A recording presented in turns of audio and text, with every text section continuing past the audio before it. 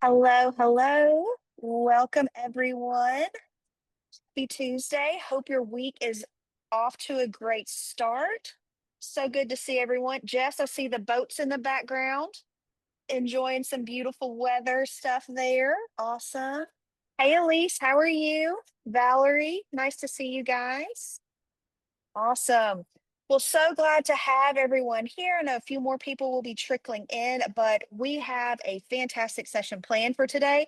But just kind of wanted to shout out a few little things that we have going on. So you will not want to miss our Spotlight series next week or next month, excuse me, on August 19th with Elise Radowitz from Velocity Leader. She's going to be talking about leading up. And I know we've had lots of conversations in the Lady Titans Lounge of like, I'm just such a toxic boss, or my boss doesn't practice what he preaches.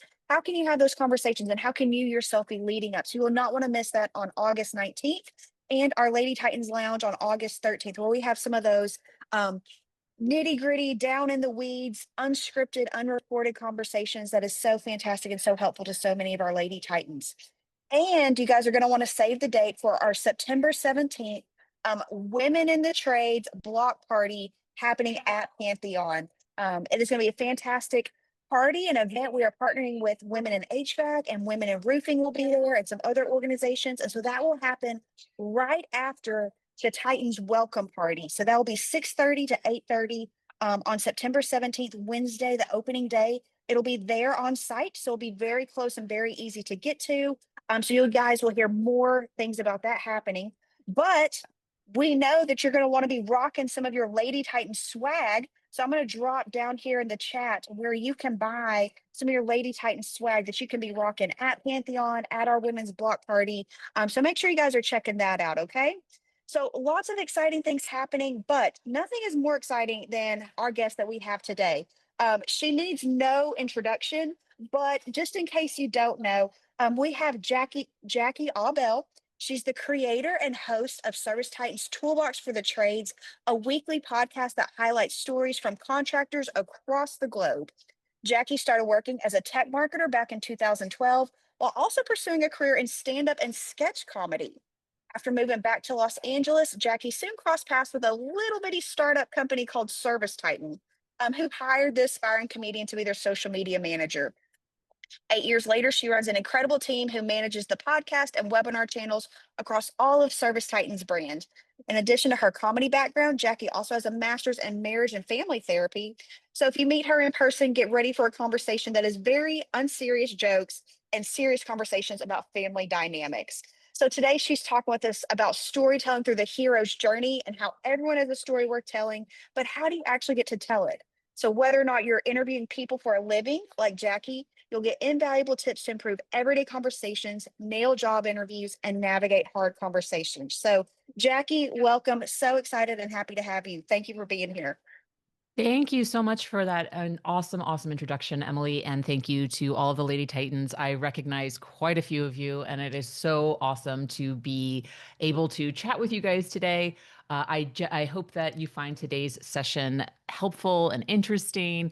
Oh my gosh, I almost just clicked leave meeting. Just like imagine if I just did No, that and don't was do like, that. No, bye. no. Uh, but I'm really excited. You guys know me for the most part, I'm pretty sure.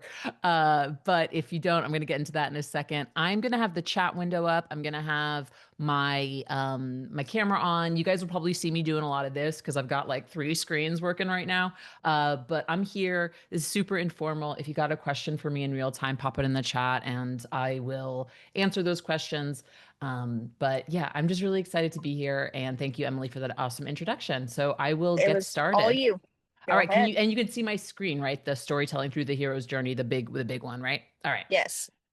Great. Well, welcome everyone to a session that I created specifically for you, but this is an idea I've had for a very long time. It's called Storytelling Through the Hero's Journey.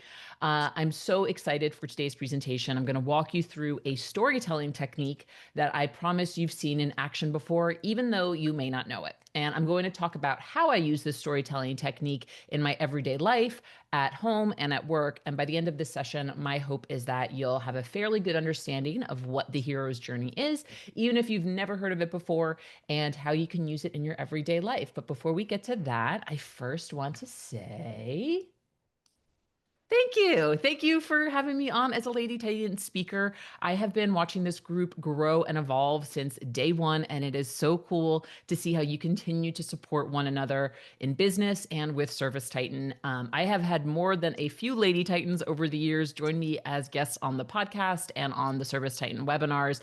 I see that Brittany, our most recent internal webinar superstar, is on. Brittany, you're the freaking best. All of you have been incredible collaborators and presenters, and I hope I'm able to give back to you a little bit today and share something that I think is really valuable, and I hope that you will be able to find value in as well. But first and foremost, let's get into an agenda. Who here loves an agenda? Oh, I love you guys too. You guys are so sweet. So I'm gonna get in a little bit to who I am. Emily kind of gave a little bit of a background of my eclectic, wild background. I'll go into it a little bit more. And then we're going to talk about what the hero's journey actually is. And then I want to walk you through both a fictional example of the hero's journey and a trades example of the hero's journey. And then we're going to talk about applying the hero's journey to everyday life. And in those examples, I pulled from my mental health background, I pulled from my interview background, I pulled from my comedy background. And then we're going to end this with some resources for you, because of course I'm gonna, oh, I meant to send this to Emily ahead of time, but I have a PDF of this presentation. There's hyperlinks in it, so you guys will have access to it, all that good stuff. We'll send it Before in we, our follow up when we do. yeah, yeah, yeah. We'll email out this presentation and send it out. Awesome. So, before we get into who I am, I want to take a moment and ask everyone. I know some of y'all are listening while you are working, so no stress if you are doing that and you kind of have to like, you're kind of, listening to this in the background. But for those who can you please pop in the chat what your favorite movie, TV show, or book is? Just something that maybe you go back to all the time, a series that really warms your heart, or a specific story that you really love. Oh, the Princess Bride is such a good one, Jessica. Ted Lasso is fantastic. Game of Thrones, Step Brothers, Derry Girls is fantastic. The League, La Bamba, Practical Magic. They're gonna make Terry. I don't know if you saw, but they're making a Practical Magic too, which is really exciting. Step Brothers is great. Game of Thrones, The Office, Andrea, The Office. If you have not found Chit on TikTok, I highly encourage you to find Chit on TikTok. That's all I'll say. What's Baby Mama shit? with I'll put it in the follow-up email. Baby Awesome. Mama with Tina Fey and Amy Poehler. Love it, love it, love it. Ted Lasso, Sabrina the Teenage Witch, original with Melissa Joan Hart. That is actually one of the scripts that I studied. So I'm really excited to talk about that. Splendor in Their Grass, A League of Their Own. Dudes, Pamela, I love Twister. I love Twister so much. Amazing. And Heather knows who Chit is. Do it, lady. Come on, let's go for it. Okay, we will put it in the follow up email. So great. I just wanted to get a sense for the kind of pop culture that you guys are interested in, which aligns really well with the pop culture that I'm interested in as well. But that will help me. So thank you for sharing. So a little bit about me. So for those of you who don't know, and honestly, if you're a Service Titan customer and if my marketing team hasn't shoved my face, voice, and name down your throats yet, I'm so surprised. And I apologize for that. I don't know how they decided that I was going to be like a persona for the company, but I'm happy to be here. My official title is I am the Senior Content Marketing Manager at Service Titan, but I'm most known for being the host of Toolbox for the Trades, which is Service Titan's premier podcast. Here I am 2 Pantheons ago. The last few Pantheons, we've had this really awesome booth where I think some of you have actually popped in and done micro interviews with me. So, Toolbox for the Trades is an interview style podcast where me and I actually just introduced a co host to the show a few weeks ago, Amanda Salvatore.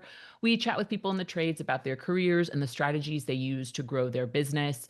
We talk to everyone from HVAC, garage door, electrical, landscape, and feature some really smart people on the show who know way more than I do because, as I say on the show, I am famously not a contractor. It's kind of wild having done literally hundreds of conversations at this point with people in the trades, but I have actually never officially worked at a trades company. So great example of that is the one, the only Kathy Nielsen from Chicken Lady Speaks. My AirPod fell out of my left ear. Ignore that. And I'm just making sure. Okay, I just want to make sure I got my notes. Here we go. This is what happens in real time. All right. So yeah, we've done over 200 episodes with experts from across North America and recently Australia, and it's been an absolute privilege to share stories like yours with the rest of the Service Titan community and beyond. And and honestly, guys, like I've been at Service Titan for 8 years. As of this August, I'll be hitting my 8 year anniversary, and holy cow, no one is more surprised about that than I am because I have had many a side hustle through my life. Um, Most of which have involved comedy and comedy writing. So, kind of the story of this goes is that when I was a little bit younger, when I was around 22, 23, enough people told me I was funny and I should get into comedy, and I listened to them, and I wasn't half bad. But eventually, I lasered down my focus to writing for television sitcom, which means I have written dozens and dozens and dozens of scripts. So I've analyzed shows like Ted Lasso, like Sabrina the Teenage Witch, and I've learned the mechanics of what it means to tell a story in film and on television. And sidebar, if anyone's interested in that, I have some like very specific book recommendations I can give you if you ever want to learn about that. But we're kind of doing the 50,000 foot view for this particular session. I've also got my master's in marriage and family as a marriage and family therapist as well. So I've also written a dissertation. So when Emily approached me about being a guest speaker for Lady Titans, I was first a bit unsure if I could really bring any value to this group since I hadn't technically worked in the businesses that you guys work in every single day. I've talked to hundreds of contractors. I kind of know what it's like for them to run their businesses, but I've never done it. So I figured I would introduce the group to a screenwriting concept that I feel can be applied to more than just story structure, but how we tell stories to ourselves, our loved ones, our coworkers, our bosses, and even our customers. So that is why this hero's journey here on today's podcast slash Lady Titans live thing. Okay, taking a breath. A quick poll right now. Brittany also knows Brittany, do you know who Chit is? Anyway, we can talk about it later. I just want you guys to type a one in the chat if any of you here have ever heard of the hero's journey before. And I'll just give you a few seconds to reply to that. Yeah, Angela, Jessica, awesome. Christina, cool, cool. All right. Still not a ton, which totally makes sense because like again, this is Andrea. Yeah, it sounds familiar. You've probably heard some version of what the hero's journey is when if you are a fan of pop culture, television, movies, or stories. Like sometimes if you go deep into why how people actually write these stories, you will uncover some content of like, oh yeah, I use this structure, or this is kind of how I mapped out my character story. So to kind of give you again the 50,000 foot view. The concept of the hero's journey was first coined by the writer and scholar Joseph Campbell, and it's used in a lot of mythology and modern stories. So the definition of the hero's journey is I'll just read this here. The hero's journey, also known as the monomyth, is a narrative structure found in many myths, stories, and films. It describes a cyclical journey where a hero leaves their ordinary world, faces challenges, achieves a victory, and returns transformed. So essentially, what Joseph Campbell did is he analyzed all of these stories since basically humans started writing stories, so going even far back into myths, and found that a lot of the stories that we tell and we pass on from generation to generation to generation has a very similar structure. And I think this is really telling in terms of like how we as humans interpret information and how we like to be told stories. So he analyzed all of these stories and he put forth this theory in his book called The Hero with a Thousand Faces, which has been like quoted to infinity. It has like 44,000 reviews on Goodreads. It's a very, very big, dense book. So this is what we are dealing with here. And I'm just going to take a moment and look at my notes to make sure that I'm giving you guys all the best information here. Okay. So, and what slide am I on? I'm on slide. I'm using Canva for the first time, sidebar for presenting right now. So I'm kind of like testing it in real time. Okay. So let's go into what the hero's journey actually is.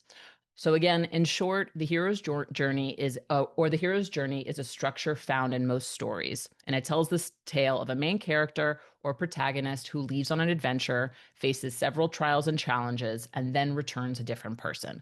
And we can break down the hero's journey into three main stages: the departure, the initiation, and their return.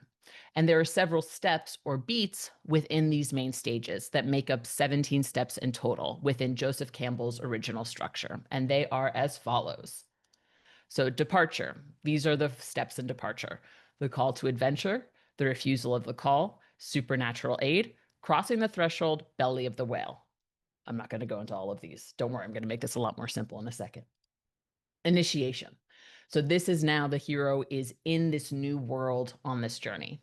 They're going to hit the road of trials, the meeting with the goddess, woman as a temptress, atonement with the father, apotheosis, the ultimate boon. And then in the return section, we have the refusal of the return, the magic flight, rescue from without, the crossing of the return threshold, master of the two worlds, freedom to live. So these are kind of the beats in these three main steps within the hero's journey. So, one of the big stories that Joseph Campbell has used to kind of create this was the Odyssey. Um, Now, I'm not sure how much your guys' high school really loved like the Odyssey and like Greek and other like really ancient myths and texts. My high school freaking loved it. So I'm not the biggest fan of the Odyssey. I'm also, in full disclosure, not the biggest fan of this 17 step hero's journey. And mainly it's because of these things. Don't really love the idea of framing the woman as the temptress or the meeting with the goddess. It just kind of feels very patriarchal to me. So I'm not the biggest fan of this, but I wanted to present this to you guys because it is really the foundation of what the hero's journey is. Since Joseph Campbell first presented this structure to the world and to fellow writers, there has luckily been a more truncated version that I think is a little bit more gender neutral. And this is the 12-step writer's journey, which was originally penned by Christopher Vogler in the book The Writer's Journey: Mythic Structures for Writers. So this step I think is actually a little bit more exciting. And so this is the one, the 12 steps is what I'm going to use for the rest of our presentation. The 12 steps and the 17 steps are more or less interchangeable when you do any of this research online, but I wanted to give you kind of like the old school version first before we go into the version that I'm going to be using for the rest of the presentation. All right, I was seeing the chat blow up. So, oh, yeah, someone's cat. Oh man, cats are great. All right, cool, cool, cool. So, let us go into what the 12 steps of the writer's journey are, right? So, the first is the ordinary world. So this is where we see the hero in their everyday life. A great example of this would be Frodo in the Shire, right? The next step is the call to adventure. So this is the inciting incident of the story. This is what happens to actually push the story forward. So a great example of this would be, help me, Obi-Wan Kenobi, you're my only hope. People love mapping the hero's journey / the writer's journey to Star Wars. So apologies while I was doing research on this. I'm probably going to shoot a lot of Star Wars stuff at you. The next one is the refusal of the call. So the hero experiences some hesitation to answer the call. So this could be an example of Bilbo in The Hobbit when he originally says he's not going to go on this grand adventure, right? Next, we've got meeting the mentor. This is where the hero gains the supplies, knowledge, and confidence needed to commence the adventure. And then we have the crossing of the first threshold. This is where the hero commits wholeheartedly to the adventure. The sixth step is tests allies and enemies. Now, this is where the hero explores the special world, faces trials, and makes friends and enemies. Another example of this would be Harry Potter making friends with Ron Weasley and Hermione Granger in the Harry Potter series. The next step is approaching the innermost cave. So, this is where the hero nears the center of the story and the special world. This is where things start getting like really dark or crunchy. And then we have the ordeal. This is where the hero faces the greatest challenge yet and experiences death and rebirth. 9, reward. This is where the hero experiences the consequences of surviving death or surviving the big ordeal. And then 10, we have the road back, where the hero returns to the ordinary world or continues to an ultimate destination. We go to the resurrection, where the hero experiences a final moment of death and rebirth, so they are pure when they re enter the ordinary world.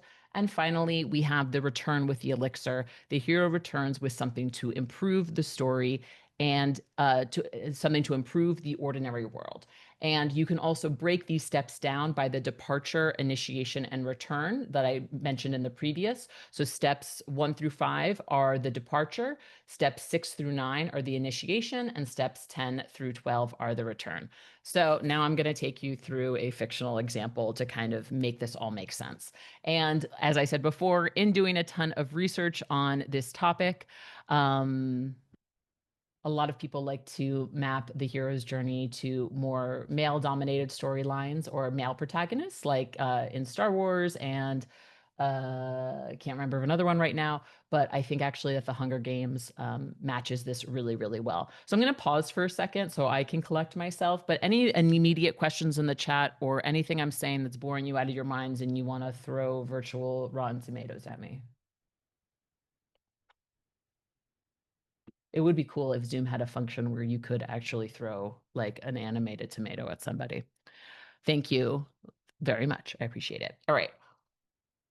So let's go into a fictional example of the hero's journey, of the writer's journey, right? I'm just going to keep using the hero's journey because, like I said, they use those interchangeably whenever you research this kind of stuff, right? So, let's talk about Katniss Everdeen and the Hunger Games. Actually, put a quick one in the chat if you do not know anything about the Hunger Games. If you don't know anything about the Hunger Games, I'm pretty sure you should. Okay, Liz, Lauren, don't know about the Hunger Games? Okay. Quick debrief on the Hunger Games, and I did not do this to shame you guys for not knowing the Hunger Games. Of course, you have lives. You're not supposed to keep like abreast of all pop culture things. Essentially, it is a fictional world where there is a main capital with 12 districts. So the main capital is where all the government happens. There's 12 districts. And years ago, there was a rebellion where the districts tried to overthrow the capital. And so every year they have a game called the Hunger Games, where each district sends 2 tributes to these Hunger Games, which are basically like a televised killing event. So they put them in this like remote island and they all have to like battle to the death, and the last person standing like wins honor for themselves, their family, and for their entire district. So it's basically like, yeah, can't think of metaphors. I'm seeing the chat blow off too. Kids specifically, yes. Kaylee, that's the thing, is that they specifically send kids from the district to fight to the death. And this is the way that the capital punishes the districts for going into rebellion before. So when the Hunger Games first, when we open the first book of the Hunger Games, we're introduced to this character named Katniss Everdeen, who is in District 12, who is in the poorest of the districts, and she is basically doing everything she can to survive. So let's look at Katniss's story in the first book of the Hunger Games through the lens of the hero's journey. And I'm just going to get my notes in order. Okay, great. Here we go.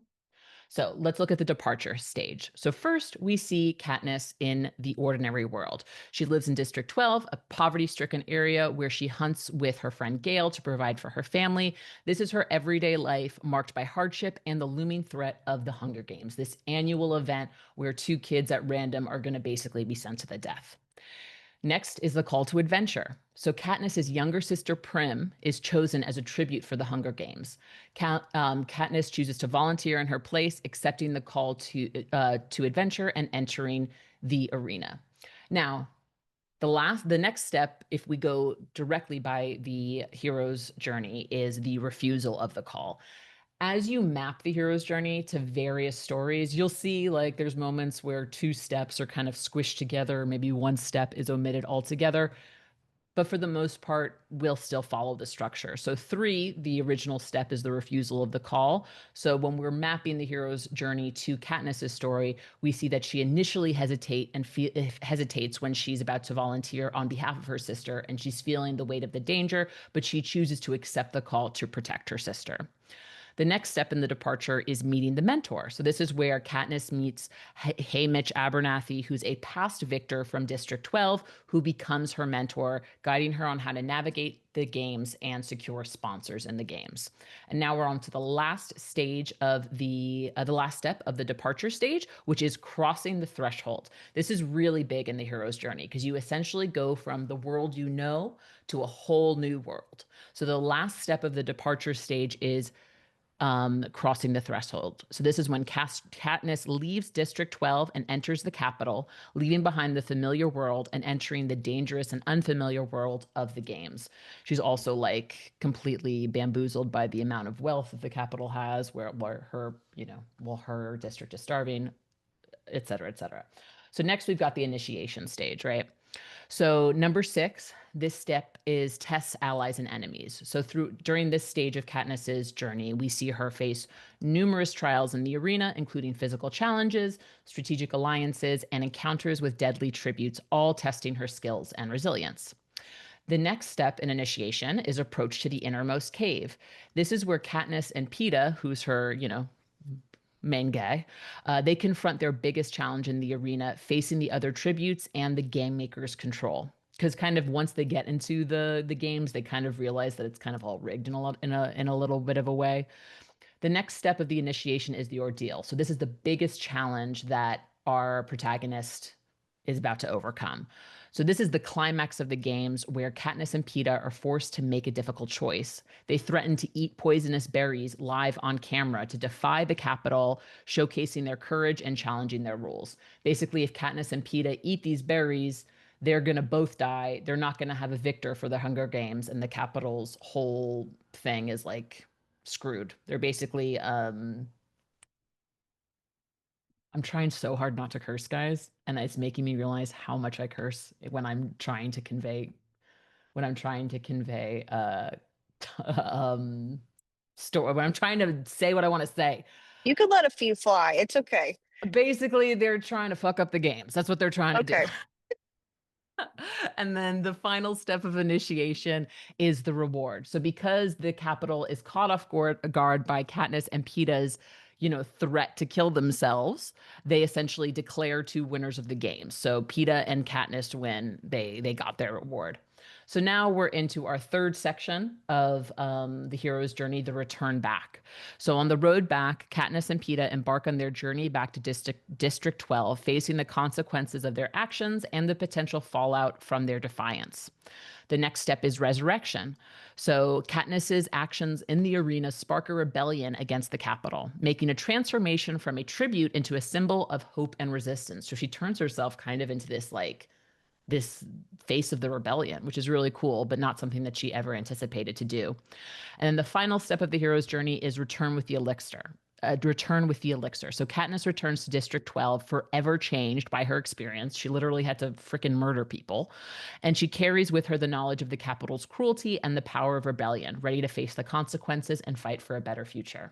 So that is the hero's journey mapped against a protagonist story that is, pretty common. Quite a few of us know about it, and also mapped to a female protagonist. Stacy, I'm glad that you also have problems with trying not to drop F bombs as you try to explain something to people. So now that we have seen the hero's journey mapped to a fictional character, I want to share the hero. I want to map the hero's journey onto a story that we actually shared on Toolbox for the Trades, because I think that a lot of the interviews that I conduct on Toolbox for the Trades map the hero's journey. And that's kind of the spoiler of this entire thing. We all love the hero's journey, and the way that we tell stories and we share stories tends to map this structure, and it makes people really interested, as is proven by Joseph Campbell's original theory when he was like, yo, all of these stories like follow the same structure.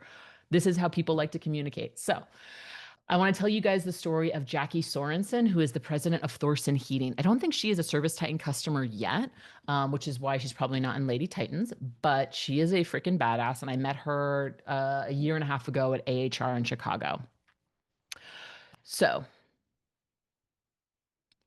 we are gonna she is and then she's the owner of Thorson Heating in Sioux Falls, South Dakota. So I had the privilege of meeting her a year and a half ago, and when I heard about her journey to leadership, I knew we had to share it on Toolbox for the Trades. So let me break down her story into the hero's journey, because I think it definitely applies to that. So I think, trying to think if I should give you any context before I go into it. I don't think so. Oh yeah, you met her at Woman in HVAC. She is a badass. Okay.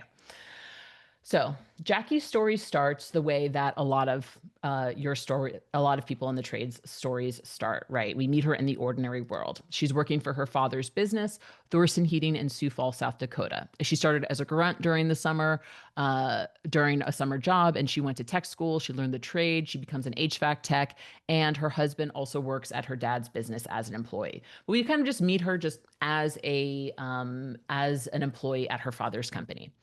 The next step is our call to adventure. So, the call in Jackie's case isn't a single event, but a growing realization of stagnation and disrespect. So, she's feeling underpaid. She had no sweat equity in the business, and her ideas were constantly being vetoed by her dad. A significant turning point was her experience with maternity leave, where her father expected her to be back at work 2 weeks after giving birth, which made her realize she wasn't respected and needed to create the benefits she desired for herself. So the next step is the refusal of the call. So Jackie initially tries to work within the existing structure of her dad's business. She repeatedly asks her dad to formalize a buy-in agreement, but she continually delays and eventually but he continually delays and he eventually recants his original promise to her, that he would sell to her, and she felt stuck and held hostage in her own situation. Jessica, LOL. The next step is meeting the mentor. So while Jackie's kind of feeling getting all of these, she's not really getting any forward. She's not really making any momentum with her dad. She's like, okay, I got to look for some help. So this is the meeting the mentor step. While she doesn't find a single mentor figure, she seeks external guidance. She goes around her dad. She gets assistance at the SBA and other resources to put together a business plan to start her own company. She also takes business classes, indicating a proactive search for knowledge and guidance. The next step in our departure stage is crossing the threshold. So remember, now at this point, we're going from some a place of familiarity, somewhere we know, to going to the unknown. So this, by crossing the threshold, this is when Jackie gives her father an ultimatum. She's going to leave and start her own business if he doesn't agree to sell. Her husband at the time, by the way, also had a compelling job offer, which provided a safety net and pushed her to be able to make this kind of threat, more or less. And this marks her definitive commitment to changing her situation and taking control. So let's move on to the initiation stage, where things get a little squirrely, as I'm sure many of you can imagine. So it's step 6, tests, allies, and enemies. So Jackie faces numerous challenges, including the significant pushback and resistance from her father regarding her ideas and the business sale. Her aunt even called her to tell her to just drop it and make up with your dad. During this process, she's trying to get a business appraisal done. She's trying to find a mediator because her and her dad could not come to an agreement. She also had to navigate all of this emotional stuff around potentially having to divorce her dad and divorcing her family. So she's worried about her familial relationships and being able to keep those bonds in place. Step 7 is approaching the innermost cave. So for her, this is the intense mediated negotiations with her father. That's what represents the innermost cave. This is where their most deep emotional and financial confrontations take place, with her father questioning her readiness. Mind you, this woman has worked as an HVAC tech for, I think, up to a decade and has taken many business classes and all that stuff. But yeah, she's not ready to start her own business. Step 8 is the ordeal. So this is the ultimate confrontation with her father, where she feels she has to hold him over a barrel with a threat of leaving, forcing him to sell. This is the make or break moment where she challenges the established power dynamic and risks losing her family relationships. She pushes through the emotional pain and ultimately prevails. And initiation, final step, the reward: she successfully acquires Thorson Heating and becomes the sole owner. This gives her the authority to be able to hire people on and make decisions about benefits such as maternity leave without the ultimate veto power her father once had. So now we're coming back. We're coming to the return stage because a good hero's journey, we always got to take it back to the beginning and see how far we've grown.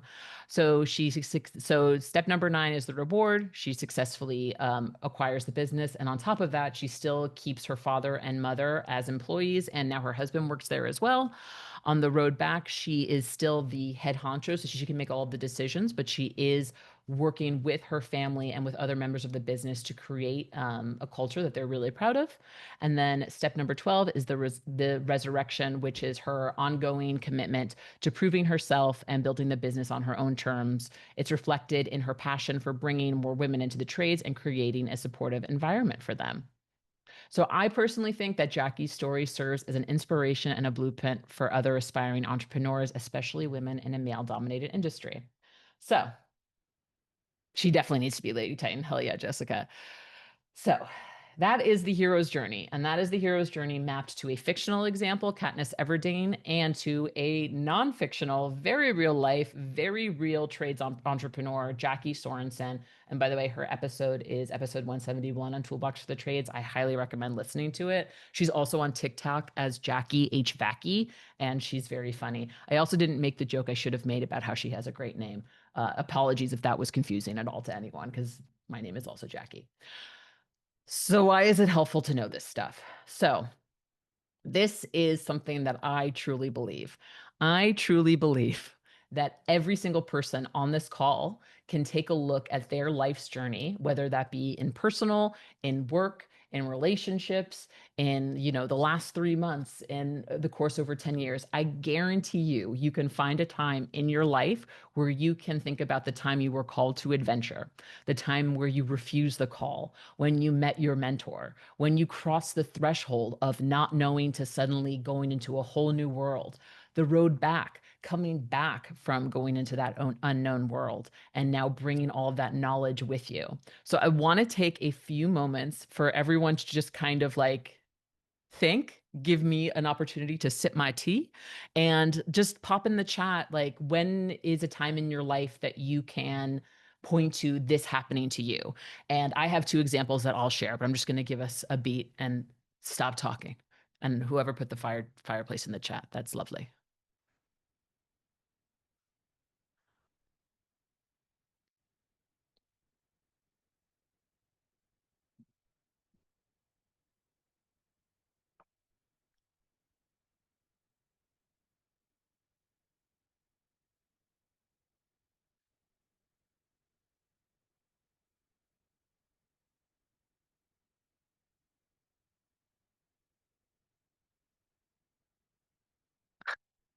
I'm reading the chats. I don't want to distract y'all, but we've got leaving family business, starting new one. Hell yeah. Jessica, pretty sure I'm in the middle of my hero's journey right now, starting a business. Agreed.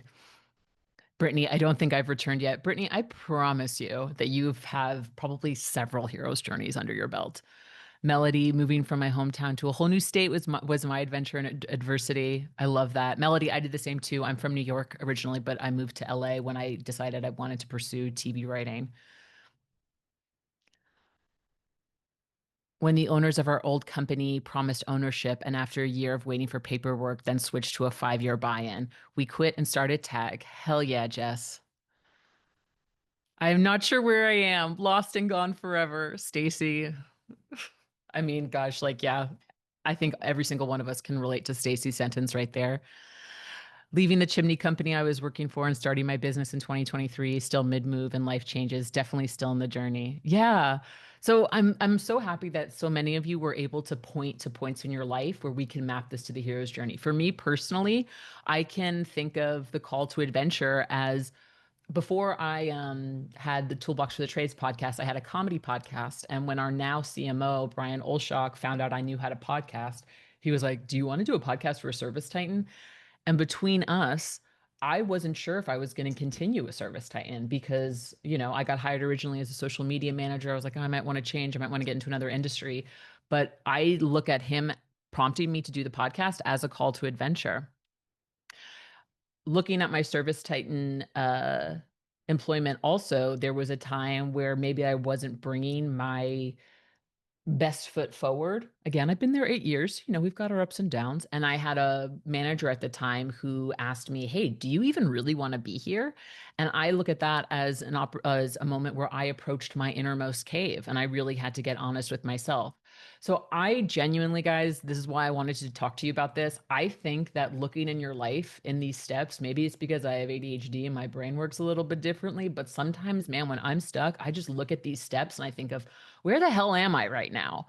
And where am I going to push forward? The name of the comedy podcast is called Guilty Pleasure. You can still find it. We have not released an episode since 2018 or 2019, but it was pretty funny. Basically, the whole concept was me and my co-host Amanda Salvatore, who is now a co-host on Toolbox for the Trades.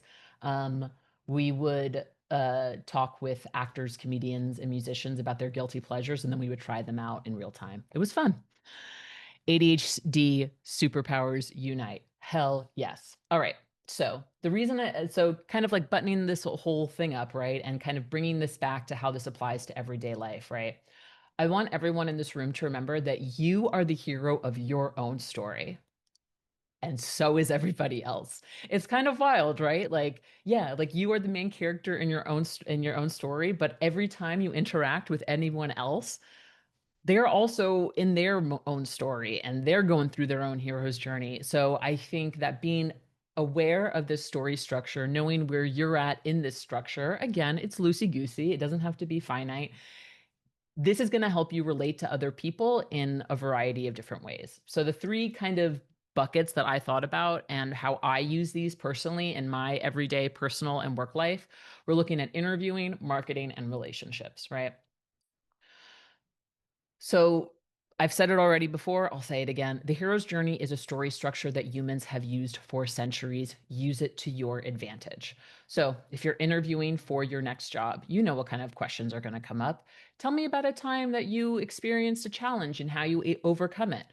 Well, you could give a very simplistic answer. Or maybe you could try mapping the answer to that question to the hero's journey instead of talking about, um, and you can frame yourself in a way that you are accepting the call to adventure, the tests that you had to overcome, the mentors that you had to acquire, the allies on this adventure, the enemies that you had to overcome.